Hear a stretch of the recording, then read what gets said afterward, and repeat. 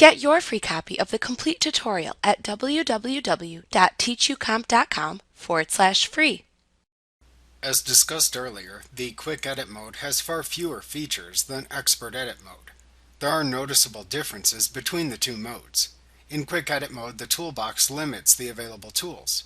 The only tools provided are the Zoom tool, the Hand tool, the Selection tools, the Red Eye Removal tool, the Whiten Teeth tool, the Straighten tool, the Text tools, the Healing Brush tools, the Crop tool, and the Move tool.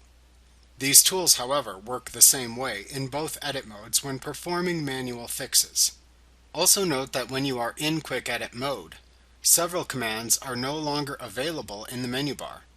These commands appear grayed out within the menu bar to indicate that they cannot be selected. In addition, the panel bin changes to display different quick fix edits that are used to change image elements such as lighting, color, and sharpness. The other panels from Expert Edit mode are not available. To apply one of the quick fix edits shown in the panel bin, click the small downward pointing arrow next to the name of the fix, like Smart Fix for example. Then use the buttons, sliders, and other available controls for that fix to make your changes.